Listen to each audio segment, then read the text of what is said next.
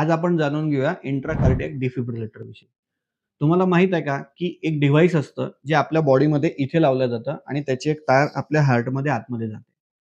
जेव्हा आपलं हार्ट खूप फास्ट पळायला लागतं किंवा ते पळणं कमी करतं किंवा त्याची गती कमी होऊन जाते. या दोन्ही कंडिशन्समध्ये हे डिव्हाइस आयदर पंपिंग चालू ठेवतं किंवा खूप फास्ट पंपिंग होत असेल, तर त्याला शॉक देऊन पुन्हा नॉर्मल आणण्याचा प्रयत्न करतं. याला डिफिब्रिलेशन असं म्हणतात आणि या जे डिव्हाइस असतं याला आय-सी-डी असं म्हणतात.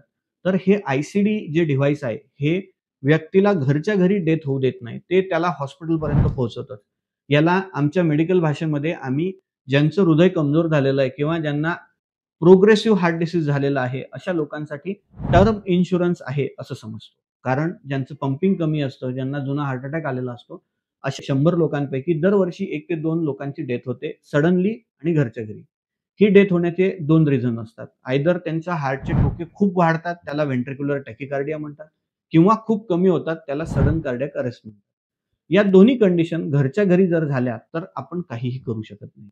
आणि आय-सी-डी हे यंत्र असं असतं, की हे तुमच्या सोबत तुमच्या घरी ऑल टाईम तुमच्यासोबत अवेलेबल असतं, तुमच्या शरीरात लागलेलं असतं. आणि म्हणून या 2 पैकी कोणतीही कंडिशन जर झाली, तर हे त्याला डिटेक्ट करतं, एक अलार्म देतं आणि पेशंटला घरच्या घरी ते डेथ होऊ देत नाही. ते त्याला हॉस्पिटलपर्यंत पोहोचवतं. एकदा तुम्ही हॉस्पिटलला आले, की डॉक्टर त्याच्याविषयी सर्व इन्फॉर्मेशन काढतात, त्याच्या अकॉर्डिंगली ट्रीटमेंट करतात आणि परिणामी पेशंटचा जीव वाचतो.